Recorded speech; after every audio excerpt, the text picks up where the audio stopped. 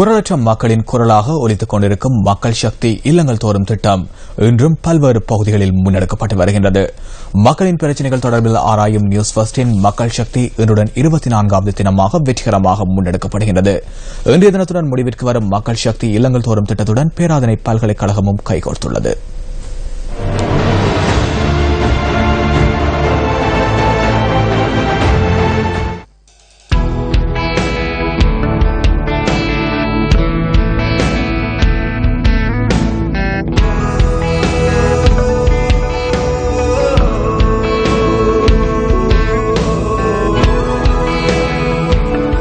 இந்த 24 தினங்கள் நாட்டின் 25 மாவட்டங்களினதும் மிகவும் பின்தங்கிய பகுதிகளுக்கு விஜயம் செய்த மக்கள் சக்தி குழுவினர் அங்குள்ள மக்கள் எதிர்நோக்கும் பொதுவான பிரச்சினைகள் தொடர்பில் கேட்டறிந்து அதற்கான தீர்வினை பெற்றுக் கொடுக்க முன்வந்தனர். இந்த பிரச்சினைகள் தொடர்பில் உரிய தரப்பினருக்கும் உரிய அதிகாரிகளின் கவனத்திற்கும் கொண்டு வந்து நிரந்தர தீர்வினை பெற்றுக் கொடுப்பதே இந்த திட்டத்தின் நோக்கமாகும்.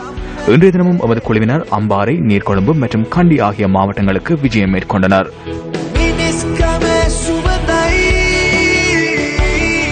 அம்பாறை மாவட்டத்தின் வெள்ளாவளி, கெவிலியாமடுவ, சமகிபுர, பம்பபிட்டிய, பெரிய புலுமலை ஆகிய கிராமங்களுக்கு மக்கள் சக்தி இல்லங்கள் தோறும் குழுவினர் விஜயம் செய்திருந்தனர். இந்த பகுதியில் உள்ள மக்கள் எதிர்நோக்கும் பிரதான பிரச்சனையாக சுத்தமான குடிநீரின்மை தொடர்பில் மக்கள் சக்தி குழாத்தினருக்கு பிரதேசவாசிகள் சுட்டிக்காட்டியிருந்தனர்.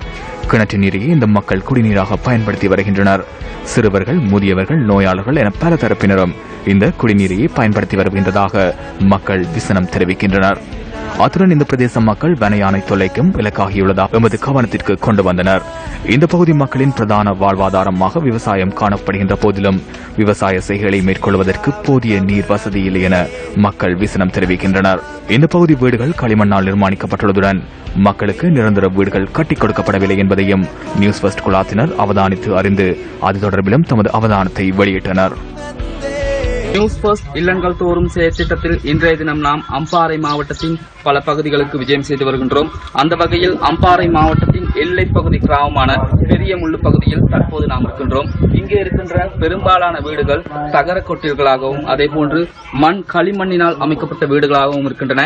தற்போது கடும் வெயில், இந்த வெயிலுக்கு மத்தியில் இந்த தகரம் தான் இவர்களுக்கு நிழலாக இருக்கின்றது. நிச்சயமாக அது நிழலாக இருக்குமா அல்லது அதனை விட கொடுமையாக இருக்குமா என்று கூற முடியாது. அதே போன்று இங்கே இருப்பவர் ஒரு விவசாயி. இந்த விவசாயி தன்னால் இந்த தனது வாழ்வாதாரத்தை தனியாக சரியாக நிர்வகித்துக் கொள்ள முடியாமல் தனது மனைவியை சவுதி அரேபியாவுக்கு தொழிலுக்காக அனுப்பியுள்ளார். தற்போது இவரது மகனுடன் இவர் இந்த வீட்டில் வாழ்ந்து வருகின்றார். இவ்வாறான வீடுகள் இங்கே இன்னும் பல இருக்கின்றன. இவ்வாறான தகவல்களும் குடித்தண்ணீர் பிரச்சனையும் இங்கே காணப்படுகின்றன. அவை தொடர்பான தகவல்களை தொடர்ந்தும் நியூஸ் ஃபர்ஸ்ட் ஊடாக கொண்டு வர நான் தயாராக இருக்கின்றேன். அம்பாறை மாவட்டத்தின் பெரிய முல்லை பகுதியிலிருந்து ராஜலிங்கம் திரிஷானோ. இதேவேளை நீர்கொழும்பிற்கு விஜயம் செய்த மக்கள் சக்தி இல்லங்கள் தோறும் குழுவினர் மீனவ கிராமங்கள் பலவற்றிற்கும் விஜயம் மேற்கொண்டு அங்குள்ள பிரச்சனைகள் தொடர்பில் ஆராய்ந்து அறிந்தனர்.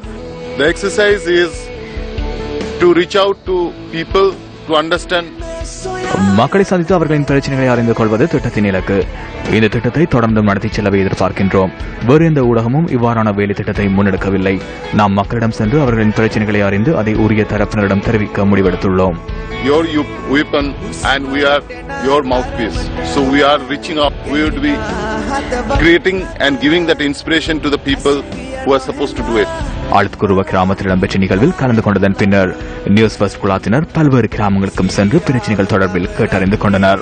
மக்கள் சக்தி திட்டத்தின் இறுதி நாளான இன்று குறித்த பகுதியில் காணப்படும் பிரச்சனைகள் தொடர்பில் எழுத்துருவிலும் மக்கள் சக்தி குழுவினர் பதிவு செய்தனர். மேலும் பல பின்தங்கிய பகுதிகளுக்கும் நியூஸ் ஃபர்ஸ்ட் குழாத்தினர் விஜயம் மேற்கொண்டனர்.